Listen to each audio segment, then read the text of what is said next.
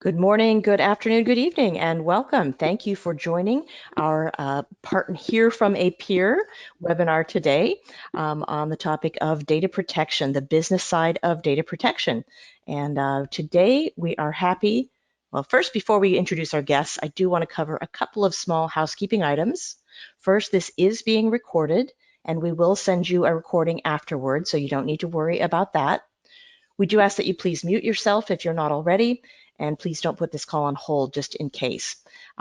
Please send your questions through the chat or through the Q&A window, and we will be answering questions as we go. Also, if you're interested, after today's conversation, we will be offering a demo of Cove Data Protection, which you're welcome to stay for if you'd like to see the product in action that the folks have been talking about. So our two presenters today, first we have Jason Miller, who is CEO and lead architect with Unbound Digital, and they are an IT service provider that uses Cove Data Protection and are here to share their experiences. And Jason will be talking with Chris Groot, who's the general manager over Cove Data Protection here at Enable. And with that, I will let the two of you take it away. All right. Thanks, Carrie. Happy to be here, Jason. First off, want to say, extreme gratitude for just taking the time. It's always great to have a chat direct with, the people that we're partnering to serve. And just appreciate you. I know you got lots of things on the go. So very generous of you to join us today. Yeah, no problem. Definitely appreciate the invite. So just for the group, I'm the general manager of the Cove Data Protection here at Enable. So that's kind of one of our big pillars of our business. I would say that if in case the name Cove is new to you, it is something that was introduced about a month ago now.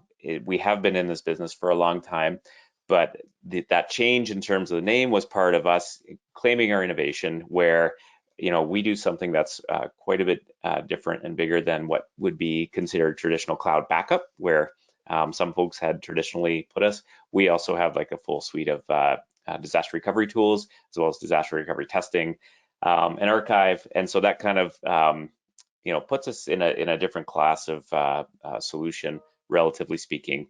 And what we're challenging with our product is the ability to run a true data protection with solution with disaster recovery and business continuity, but doing it with the cloud first architecture. And that's the fundamental difference versus like names like Veeam or Datto or other solutions that you've seen out there, that their architecture is that they're always landing things locally first. So that's a little bit about Cove and some of our, how we approach solving this problem. But we're not here to hear that from me, Jason. We're here to talk to you. So maybe just to kind of kick things off for the group, can you just give us a 2-minute download on a little bit about your business, where you're located, number of employees, types of customers, just get a sense of your business overall? Sure, yeah. So we're actually located in Johnson City, Tennessee. We're in the top right-hand corner of Tennessee. Everybody always goes, "Oh, you're near Nashville." No, we're not. We're like 5 hours away. So we're top right-hand corner, closest Virginia border. We've been in business since 2000, so 22 years now. So been around a minute. We got 17 employees. We pretty much just do business only. There's no residential, any of that crazy stuff. So nothing against anybody that does that. We used to do residential many moons ago. But we got out of that business and we'll focus on business only now and our MSP clients. So, but yeah. 22 years, that's amazing. So a long time. You've obviously learned and seen a lot in that time in terms of how things have changed. Kind of curious to dig in on that a little bit, like in terms of the last few years. Like, what have you observed about the changes in terms of how you need to service your customers, what customers are asking for? Have demands changed? Have you approached them differently in terms of your business model? Yeah, of course. COVID's been around. I'm sure everybody knows about that. But unfortunately, with that kind of changing, a lot of remote working's been happening. So a lot of our customers have actually went to laptops, docking stations. That kind of adds, of course, another dynamic, because now you're trying to protect those workstations in a non-firewalled or company firewalled environment. So we're having to put things in place. to make sure those machines are protected. And then, of course, some of that data now is all living in the cloud. So we're moving a lot of people to the cloud for various things, including, of course, our backups. So everything's in the cloud, and as much as we can. Some customers still have line of business applications that run on servers that still need to be protected and taken care of. Yeah, that seems like remote work has been the kind of the theme of the past several years with the majority of our clients. We still have people, of course, in offices. It's not 100% changed, but there's been a big swing in that direction. It seems like more people are going more cloud. Been more motivated to do that with remote work. So that's kind of the biggest swing in our business that we've seen in a while. So. Excellent. So let's talk a little bit about the kind of you mentioned like things moving to the cloud and so on. The element of there is a place where people believe in a local backup, versus a cloud first type architecture. Kind of what's your journey been, and what's been your observation in terms of what's best for your customers, what's best for your business, and overall like service delivery and so on? Yeah, like local versus cloud on backup. We definitely believe in cloud first. Many moons ago, we tried one of those other products that had the little device on site and backed up, local first and streamed to the cloud.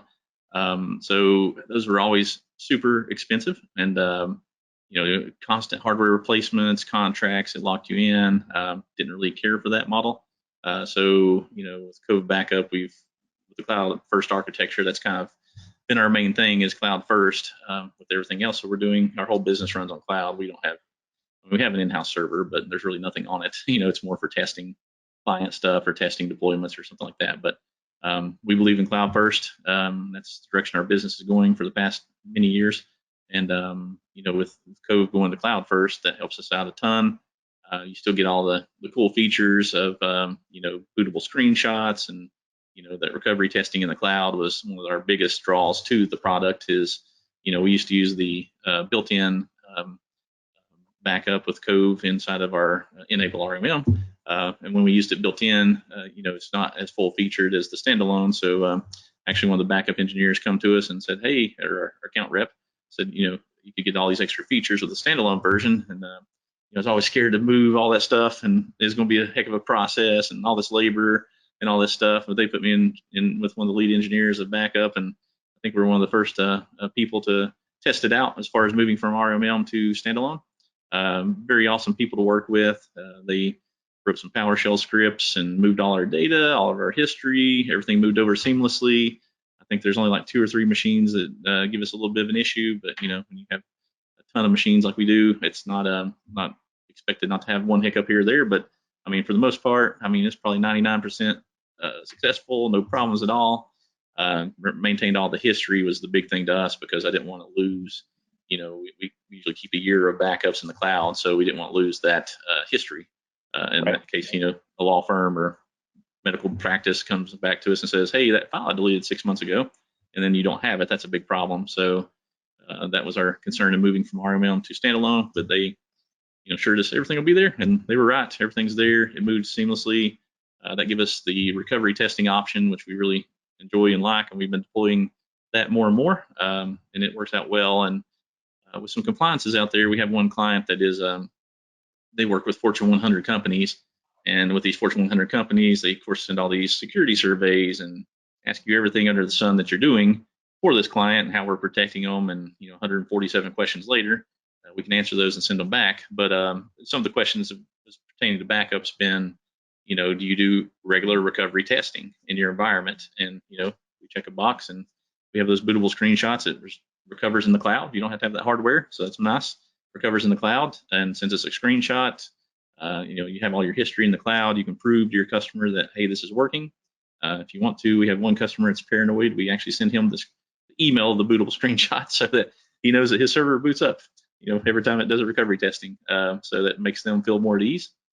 So that's been one of the biggest draws to us. And 2, with it integrating into the RMM, a long time ago before it was fully Enable, the standalone didn't actually put the check marks in the dashboard saying, hey, your backup's enabled and the checks are there. That was a big thing to us too. but they've done that for a while now. So that was another reason we wanted to move to standalone, because we still got our RMM, saying, hey, we're good, the backup's installed, and a check saying, hey, that the backup is passing or failing. And, that alerts to our PSA ticketing system to say, hey, we need to take a look at this if it fails. And if everything's passing, everybody's happy. So works out really well. So. Yeah, that's great to hear. And just for the crowd here, just for context, in case this is some language you're not used to, there is for customers that use our RMM solutions, there is an integrated, like a fully integrated kind of experience where you just can, right click and turn on backups. But there's also Cove Data Protection, which is, the same core engine is running the backups at the end of the day, but the difference is that you get a more fully featured solution because it's not running within the constraints of an RMM tool. And so that was a transition that Jason made, I think probably about 6 months ago now. And that gave him some of this extra functionality around recovery testing and a few more topics on that. We'll highlight that at the end of the show if anyone wants to stick around and see what that looks like, because it is, as you mentioned, a real nice bonus. Maybe this is a good moment for us to pause and just put a poll out to the group on testing, because that's probably one of the things that is most often overlooked, or if it's not overlooked, it's ignored, just because it's impractical, because it takes so much time to actually run a recovery testing. So for the group here, we do just want to see where folks are at, if they're making the time for testing backups and assuring of that recoverability. So we'll give that a couple moments. What's been the reaction from your customers on that testing, Jason? Basically, the recovery testing. I mean, having that and being able to prove that to your customer has been kind of like you're the next level guy. We have of course competitors in our area that don't do this type of thing. But if you can prove to your customer that, hey, our backups are working, and I can see, here's a screenshot, we did a complete recovery in the cloud. Here's a screenshot of your server's login screen, and of course a status report with everything else with it. You can say, hey, look, customer, this is what we're doing. And, it makes you look, so much better as a MSP, more like what you're doing, or like, what you're doing, which, we definitely know what we're doing. It's just sometimes you got to prove that to your clients. Yeah. It's like that's a real tangible piece of value you're delivering, I'm guessing, which is, in the most often referred to as peace of mind. Yes, for sure. So we see the poll results coming up here. It looks like about a third of people aren't doing any sort of testing, and then once a year, once a quarter, spread out with again about a third that are doing even more than once a quarter. So that's great. So quite a wide range there. Yeah. So that testing is on the rise, I would say, relative to 5 years ago. That's for sure. And I think people's probably business owners' awareness of the importance of testing is probably also changing.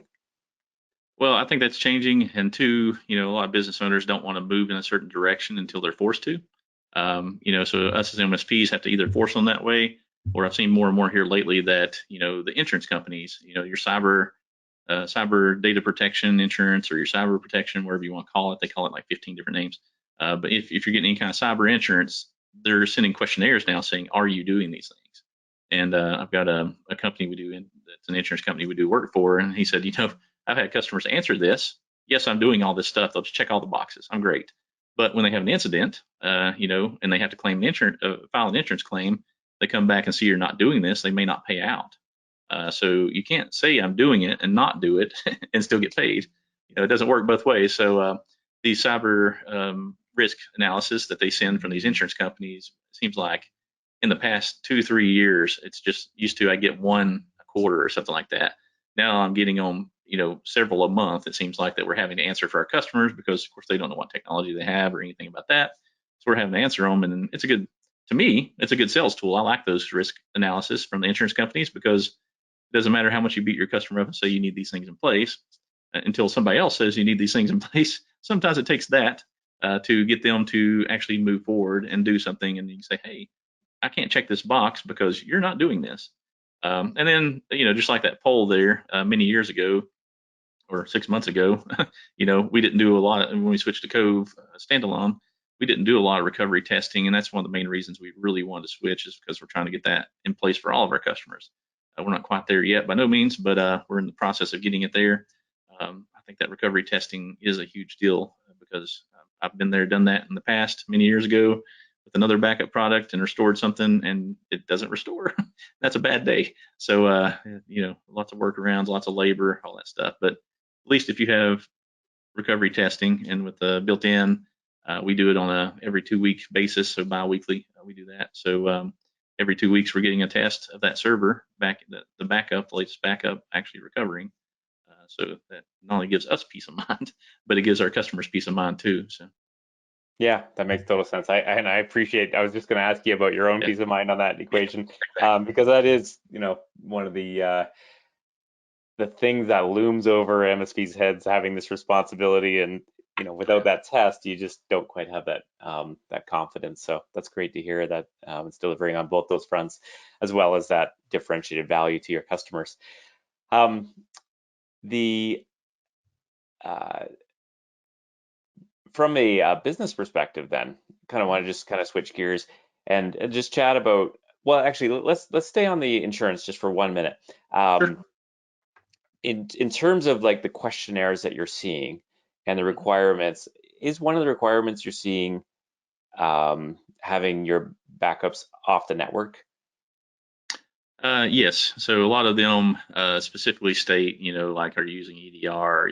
I mean, the latest ones I've seen, really stepping up security and are using EDR product. If so, which one?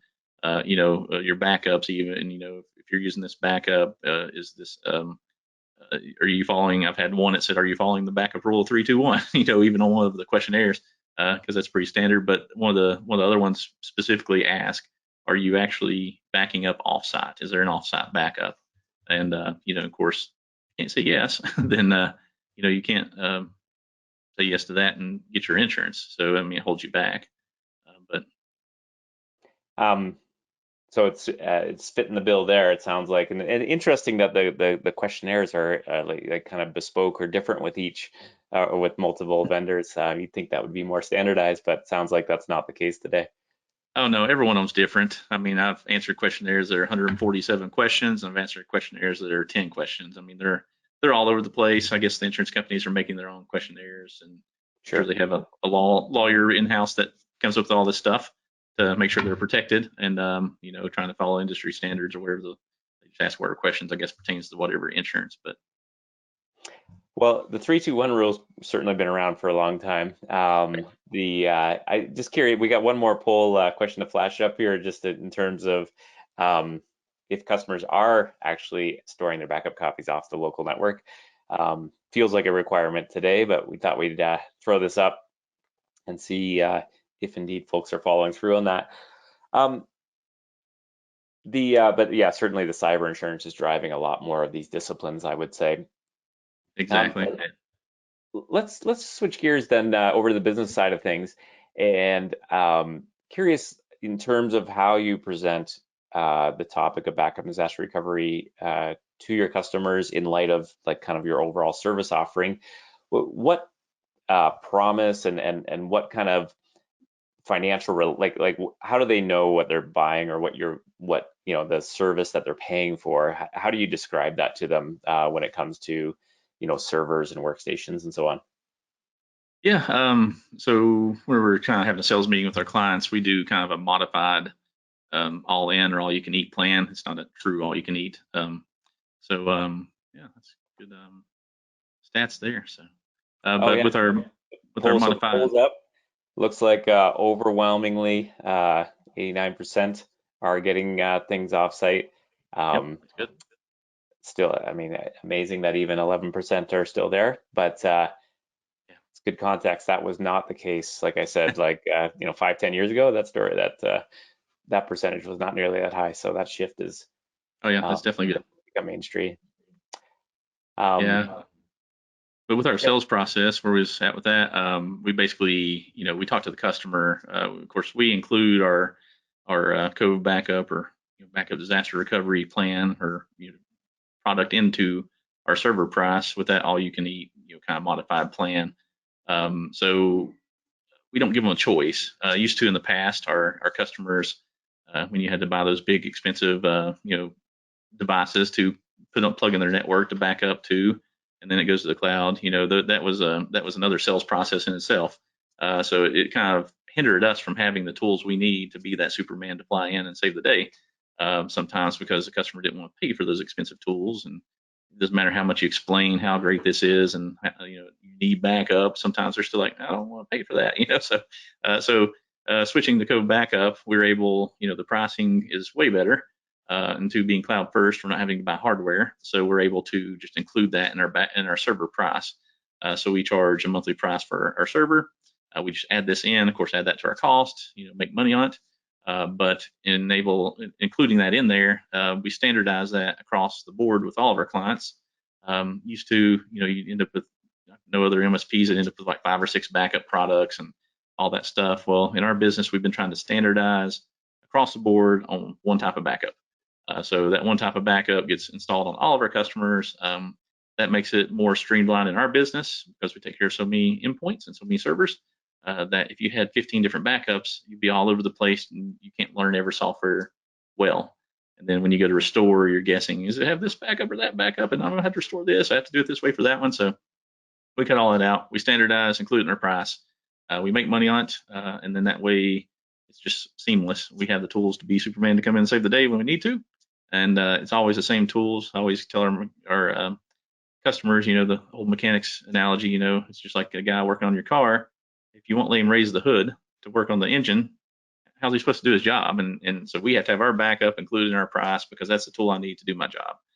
Without backup, I can't save the day, and you're not going to be happy with us. So you're not going to be happy, period. So we have to have that. But also with the amount of storage you get with Cove, and it kind of pulls together, it actually, the pricing is really good, and there's different ways to do that. But since it kind of pulls together for us, we're able to, not have to charge customers overages and things like that of data because we get such a large pool based on our number of workstations and servers, and we're able to kind of put all that data together. So that's one of the things that kind of attracted us to Cove is the way it pulls the data together for, the plan we're on. I'm sure there's multiple plans, but depending on what they want to buy. But the way it works for us, we're able to just charge one flat price. We're not worried about our bill going up and down every month based on usage. We usually keep, 180 days of daily backups, rolling daily backups. We archive at the end of every month. We keep 12 months of archival backups. So we go back up to 12 months at a time. So that's kind of our backup plan is we keep at least 1 year. We have other customers that we have, modifications of that type of plan based on what their needs are and compliances. But that really helps us out, just the flexibility to be able to have those different options and to that large amount of storage to not have to have pricing all over the place. So yeah, it sounds like you've like kind of cleaned your business process and really made it something where your margins are pretty clear. You got that predictability, and that's, as a business owner, I'm guessing that makes for again a little more peace of mind. Oh yeah. I mean, in the beginning, I said we've been doing this 22 years. In the beginning, we weren't that efficient, and when it's just a few people, a few techs, it's not that big a deal to have multiple products or to have stuff not streamlined because you don't have as many customers. But as you grow and you get quite a few more customers and tons more servers, and then you have a help desk of 5 people sitting in there that's doing stuff all day, and then all the technicians that run out.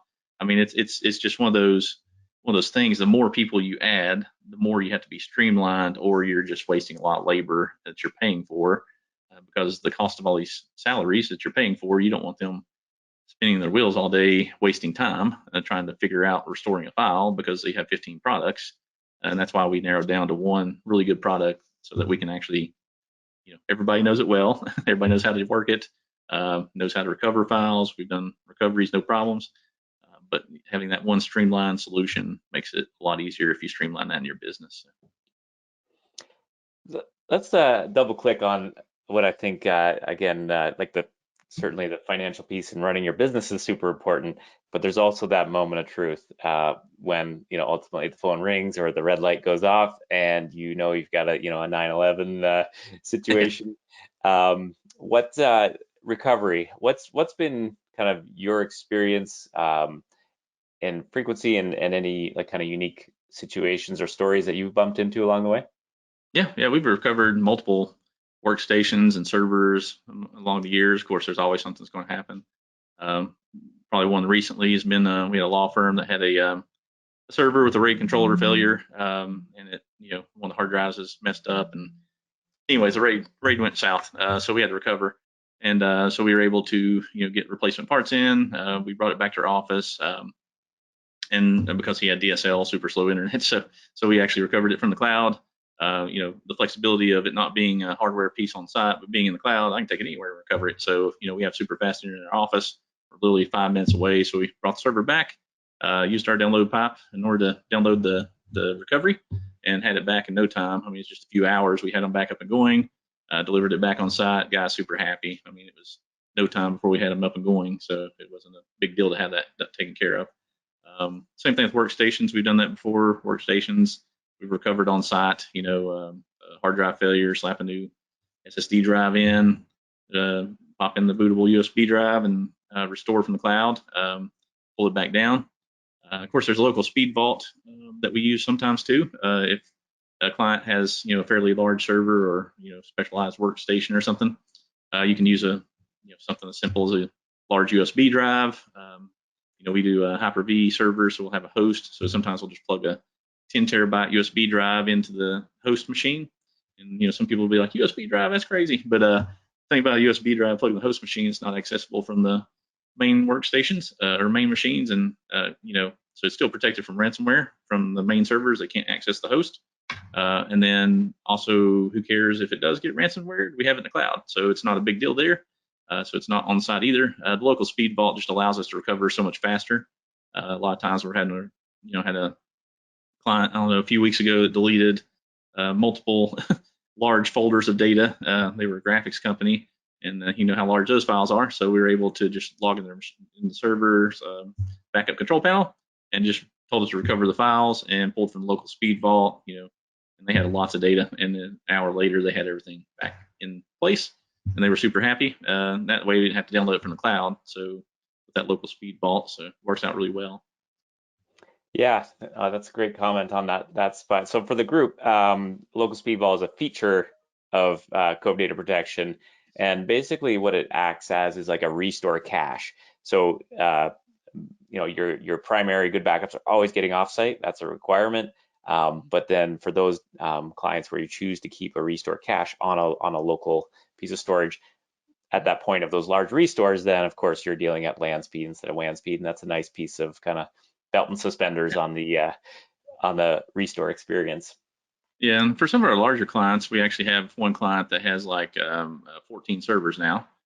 So is what we did is we put in a NAS, a network attached storage device, that has like 63 terabytes of storage. So we put that in, and of course it's got redundancy on its hard drives, whatever. But since they have so many servers, we want to keep a local copy of their data as well. So we actually point the local speed vault to a network attached storage device, so that way they're able to pull from that local cache if instead of the cloud if we need to, and make their restore a lot faster. So that way we're going at 10 gig speeds across their switches instead of whatever I think they have 1 gig internet pipe, so 10 gigs way faster for their store. And that way we can have multiple servers on one device. So I like that Cove's not limited to a piece of hardware. You have to use a proprietary piece of hardware. You can actually use a Synology NAS. You can use a NAS flavor you want, or you can use something as simple as a USB drive on a workstation or server. It doesn't have to be an expensive piece of hardware to do that local storage vault.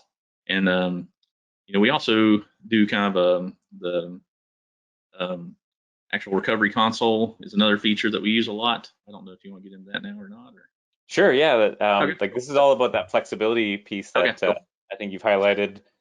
Yeah. So recovery console is like a piece of software that you install on another computer. I have a company that does payroll, and several other companies do other things. But of course, you can imagine payroll for thousands of companies is what they do. That's their whole job, is just doing payroll. They're outsourced payroll company. So it's what we do is they have actual multiple servers. So on one of those multiple servers, we actually have a kind of a backup server. So we actually put this recovery console on one of the servers, and every time the server backs up, it actually makes a local copy onto that other server. So with a few button clicks, one of the things we like is if their other server blows up in a million pieces, who cares? We got a local copy, even ready to go, on a hot server, and we click a couple buttons and it spins back up in Hyper-V. We're ready to rock and roll on this other server. So you have that fast recovery. It isn't just you have to restore to recover. I like the fact that you can kind of have like a standby image or hot recovery over here with this piece of software on this other server, because they can't stand any downtime. I mean, if Wednesday's the payroll day, if they went down on Wednesday, I mean, they would be like killing us and yelling at us to have it back up immediately. So in order to solve that issue with that client and have that flexibility of instant restore, it would go back to the previous backup. We actually have their backup set to back up every 2 hours. So they'll back up every 2 hours. That then gets copied to that server every 2 hours as a standby, hot spare server. Click a button, we're up in Hyper-V, ready to rock and roll. So. Love to hear that. And Are you able to monetize that? Because that is such a differential. Like if you're going to like 2 hour RPO and like sounds like 1 hour RTO, like in terms of you've got that standby image, so basically you just got to bring it up. Are you able to monetize that? Well, we kind of in our business we do that in our response times type thing. So you get a better response time with this package versus this package, and so if you need immediate assistance to restore backups or server, whatever. I mean, we still have emergencies. We'll still run out and help somebody right away. But, stuff like that, we increase the plan for what they need as far as, I can't stand any downtimes, way more expensive than a couple of days is fine. But we're never down a couple of days, so it's usually hours at the most. So, we have different levels of service, I guess you'd say. Yeah, well, that's great. And just the knowledge that for those high-end customers, like the payroll, like downtime, very expensive, you're able to serve them with this tool set, but you're also able to take the less demanding customer that kind of views the 48-hour RTO as being acceptable, except for when it actually happens, then that's no longer acceptable at that point, right? No. They're usually up in a few hours. I mean, somebody's down, we're always on it. Even if their plan says, hey, we have 2 days to restore, then we're still You're still going to go as fast as you can. And if something's down, we're there within an hour and we're restoring it. It's not we don't let anybody be down, because otherwise they're not going to be happy. So. Yep, no, absolutely. It's great to hear that the tool set's delivering on that promise for you, because obviously that's critical. I can see we're at half an hour here. I do have a couple other kind of curiosities to do, and then I think we'll switch to some Q&A, because I think it's important to kind of get some questions from the audience. You mentioned that larger customer. In terms of performance, like one of the challenges or concerns of folks with a cloud first architecture, first of all, that disaster recovery experience, and I think you touched nicely on that with the testing and the things that you're doing. The other, actually, I know you mentioned anecdotally to me one time that you're actually using it for migrations as well. Is that true? Yeah, it's one of the things we've done too. So, customers, I think you said. So if we take over from another IT company, sometimes they have physical server. There's no Hyper-V or VMware or any of that stuff. For some of our competitors, they just do straight up physical servers. So we don't. We do Hyper-V servers, and we'll have a host with VMs.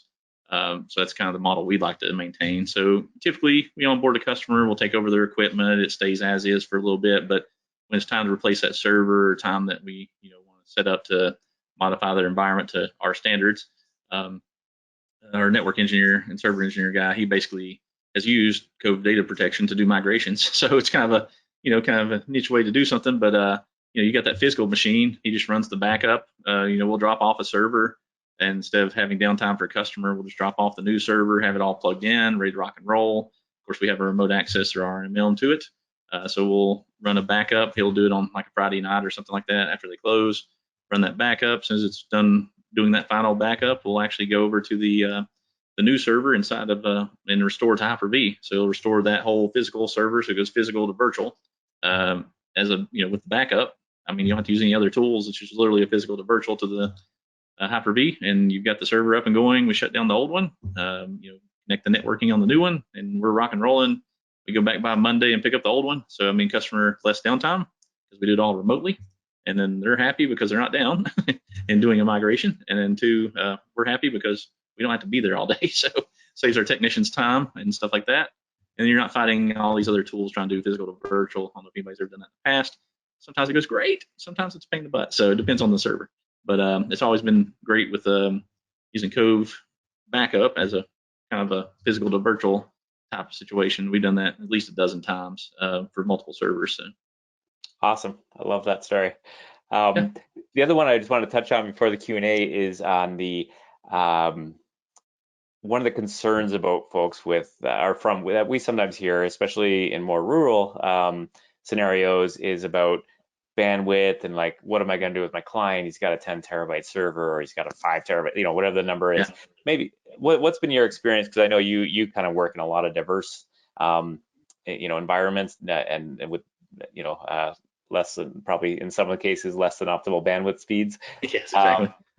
What's your biggest server roughly, in terms of size, and what have you seen with performance, across like a range of environments? Yeah.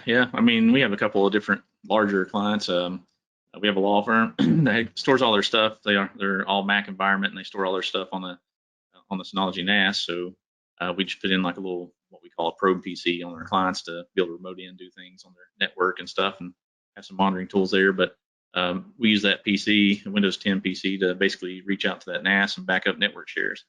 So we back that up to the cloud. And I think they have like 19 terabytes of storage that's going up to the cloud. I think they have like, I think it's 96 terabytes of total capacity. So one day they may have a lot more, but 19 terabytes of data in the cloud. It makes it super simple.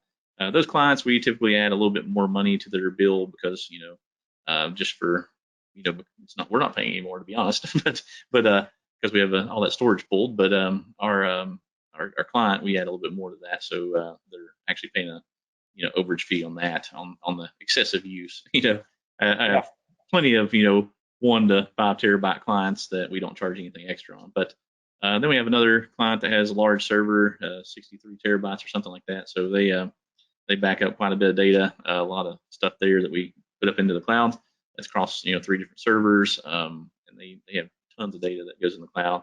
So we're not too worried about the storage. There's also throttling of your bandwidth inside the product itself. So you don't want to eat up the whole bandwidth while you back up throughout the day. And even like that payroll company where we're backing up every 2 hours, we can set a cap on the bandwidth that it uses in order to hold that back, so it's not eating up the whole internet pipe and keeping people from doing their jobs. So that way it can still trickle up to the cloud. Every 2 hours it's uploading, and the software's been very efficient. We found. I mean, of course, advertising says Delta changes all this stuff, and it's true. I mean, a lot of times it doesn't. There'll be several gigs of changes, but it only has to back up, 100 meg or something like that. It's not lots of changes in the Delta changes itself, or lots of data rather. So it makes it really efficient to back it up. Restore times have been great because we used another backup product way back in the past, and I mean the data pulling down from the cloud, took forever. It was days of time pulling back down from the cloud. Of course, that has been many years, but with Cove, we found out, that it's not throttled. I mean, as fast as our internet connection will go, it'll pull it down or upload it, either one. And then, sometimes do the compression, stuff like that. The numbers will actually look larger than what you actually have for the pipe because of all the compression and everything else that's going up. And it's very good at showing you all those numbers as it's working. That's why it's so fast to restore, is just because of the, you don't actually throttle the data center to us. And that's highly important to me as a company, because time's money, and then 2, downtime is a lot of money to a client. So not throttling that makes a huge difference in our restore times, and that helps out a lot. Of course, local speed vault, that helps a ton in restores, because if you have local, then you don't have to pull for the cloud anyway. So yeah, you got options. Yeah, That's great. for sure. I think just like I'm very impressed that a 19 terabyte NAS running through a Windows 10 network share and backing up just fine on a daily basis is no small feat. So that's great to hear. It's working out that way. Yeah, we've had it set up for several years, no problem. So it works great. So. That's amazing. Love it.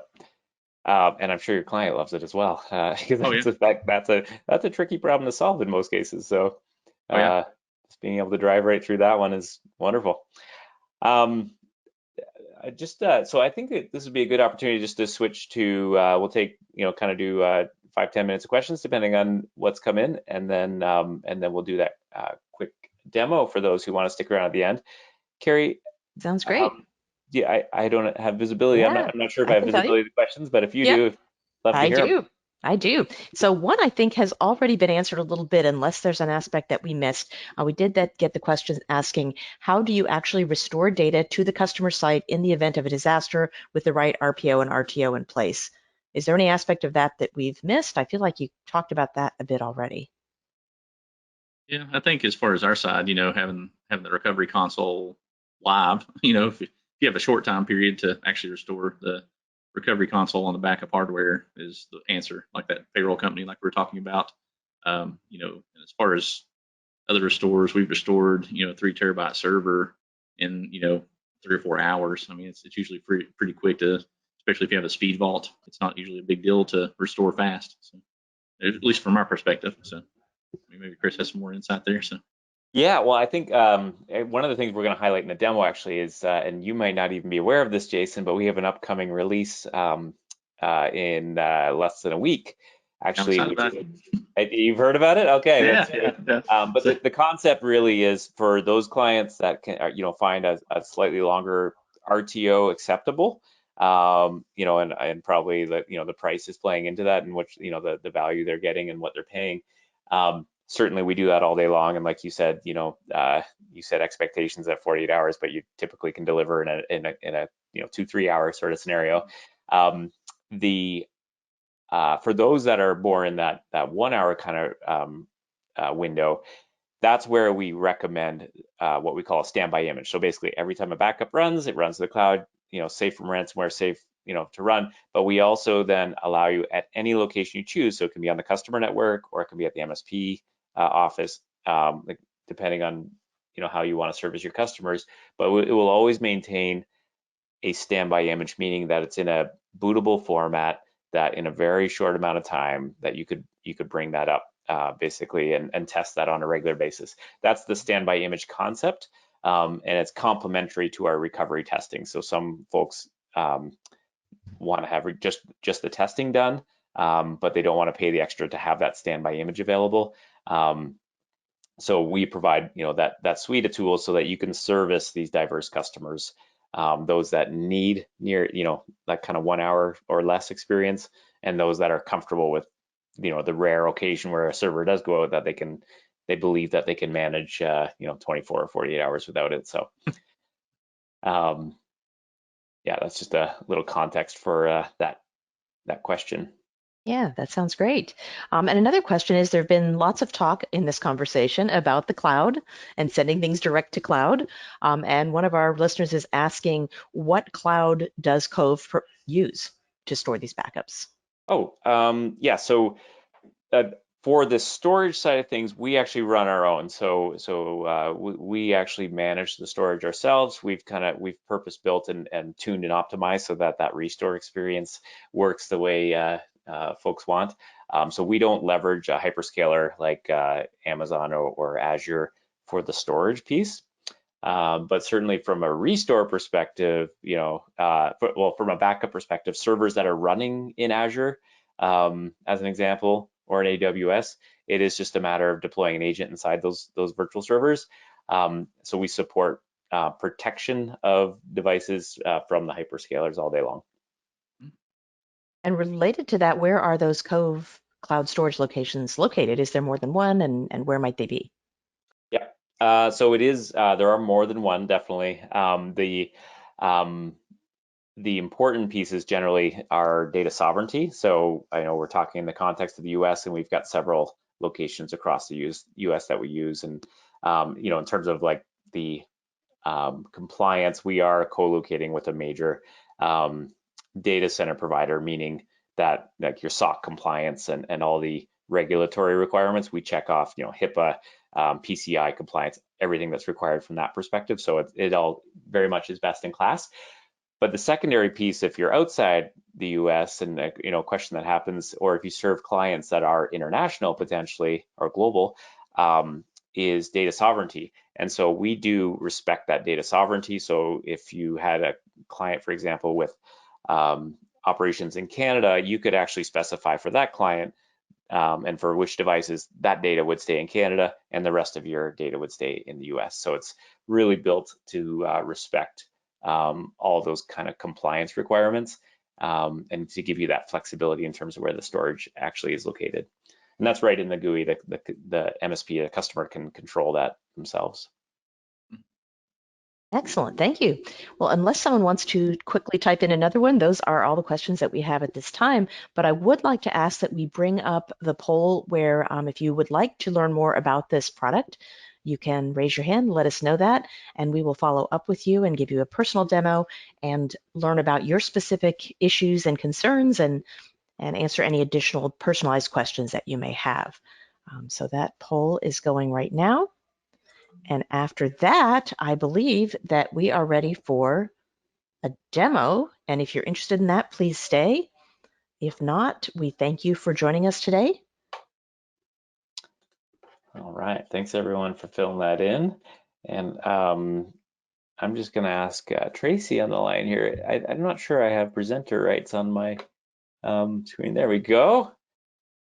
Now I do, everyone, just like that, real time. So just as that poll's finishing up, I'm going to show my screen.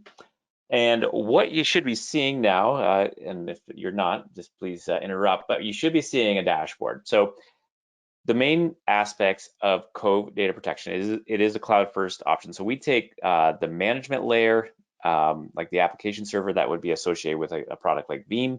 We take that off the network, we host it for you. And then of course, the primary backup is off the network as well. So you as the user, you simply log into a location called backup.management is the domain. You enter with two-factor authentication. It's required.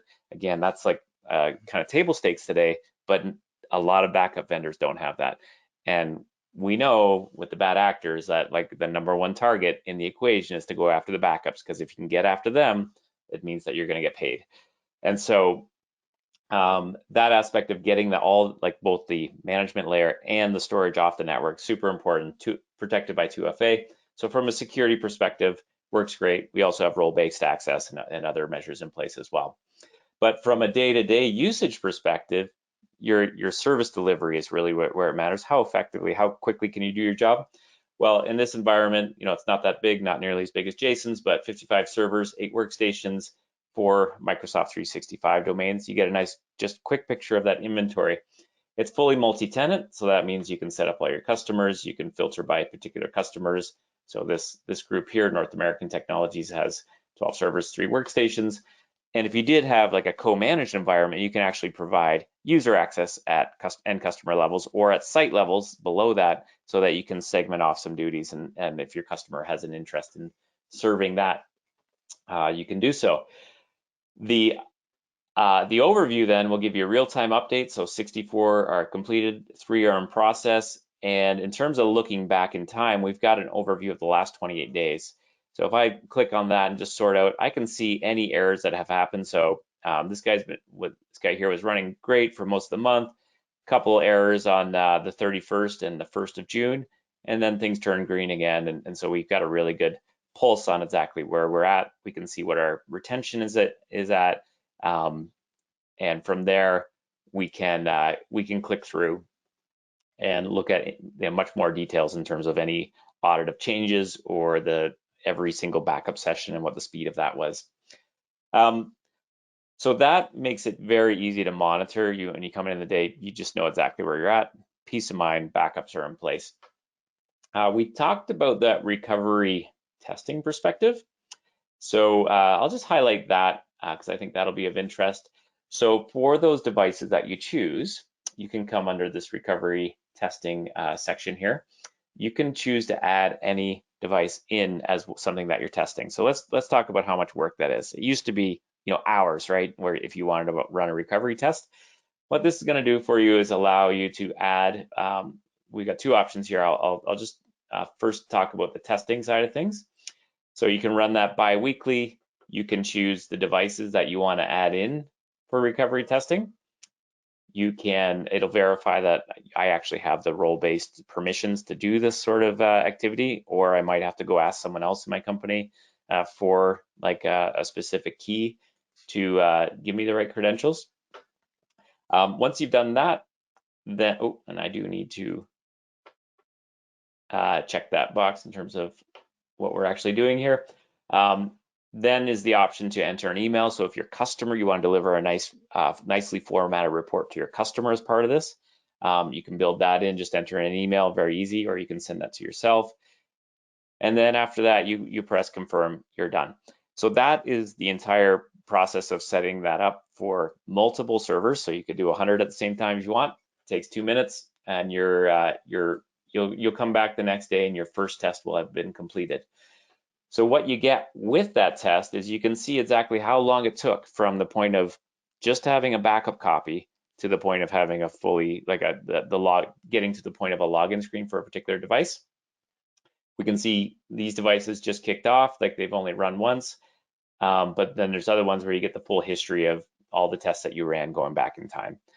You can also then view any of these, and what it's going to give you is sort of similar to what comes out in that email, which is that boot screen, all the details around when the test was run, how long it took, and a nice little event log of all the services starting. So it's giving you a really detailed view of what's going on inside this machine as well, which I just think it gives you 90% of what you need to know.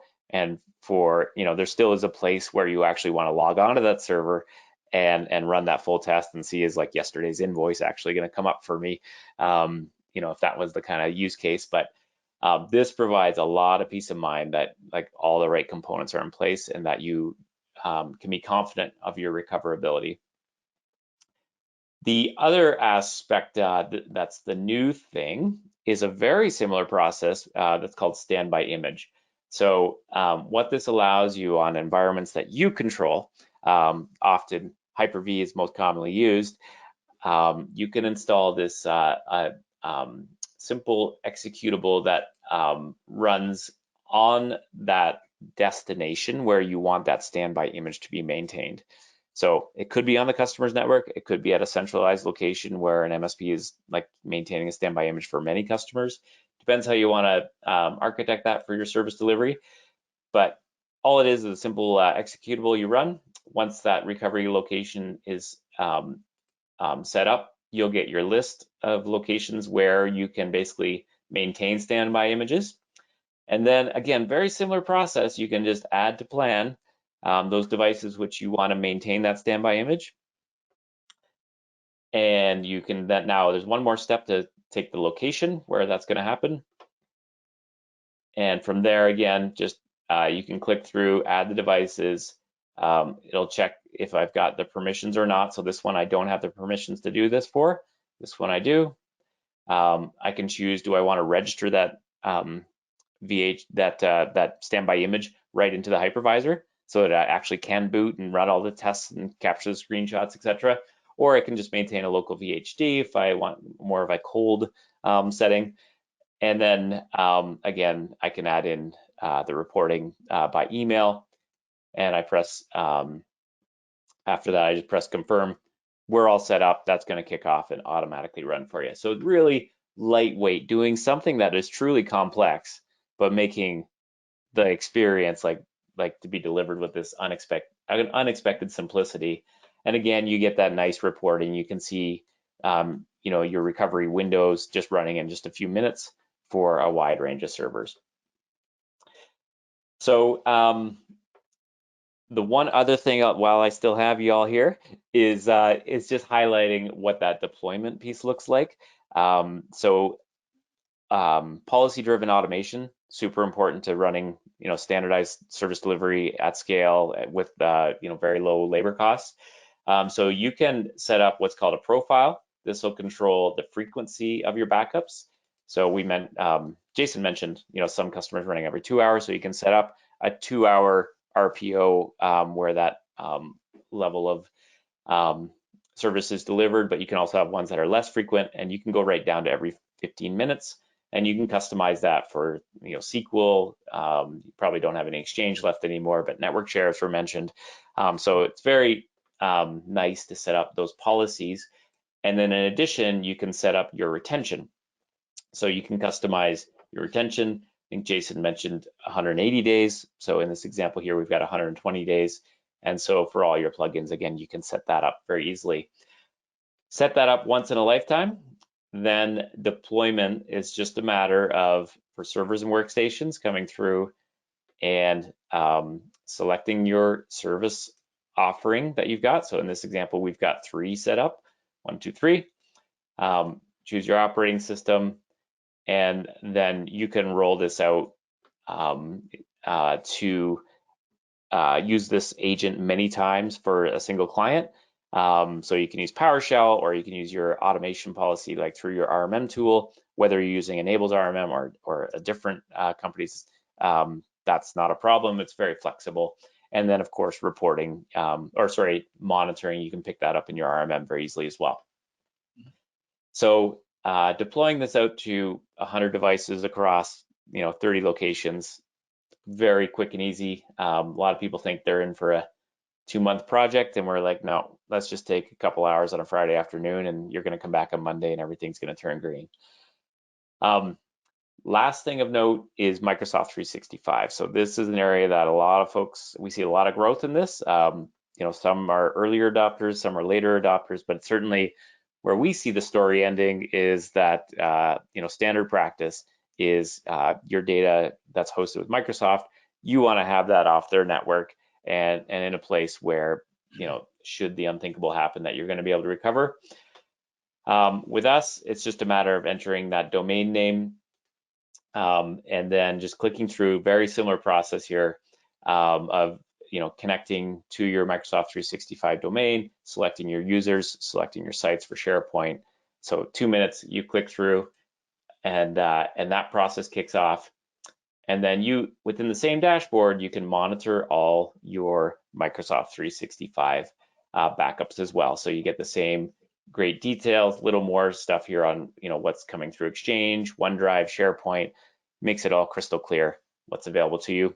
And again, it's all about reducing your labor cost in this cost of service delivery across many clients. And if you can standardize that, roll it out, and have this excellence of recovery testing, covering off your workstation use cases as well, which is a little bit we didn't spend a lot of time on that, but this is insanely easy to deliver real business class service for workstations as well. That's really the full package. Yeah. Thank you so much, Chris, for that. I don't know, Jason, you got anything to add on something I said there? I don't know if you had any thoughts while I was rambling away. No, I mean, the only thing was I didn't really mention Office 365 backup. We just started moving from another product into the Cove Data Protection because it's actually really good, and it's so easy to set up. I mean, it takes literally, I don't know, a minute to connect an Office 365 environment, and it's backing up. And where I talked about streamlining our business earlier, having the Office 365 and the server, workstation, everything back up in one control panel is pretty much why we are doing that. So it saves a lot of time and effort with our technicians and everybody here. So. Yeah, awesome to hear. That's us delivering on what we set out to do. So I'm glad to hear that that actually is coming true. So we're at the top of the hour. I want to say a big thank you again, Jason, for all your time today. Great insights. Really loved hearing your story. For everyone on the line here, we got one last poll. Just want to get some feedback on if the insights here were valuable. So look forward to hearing from you there. And of course, if you are interested, please reach out. Just go to enable.com or to gocove.com, and you can find your way into actually sign up for a free trial. All right. Thank you, Chris. Thank you, Jason.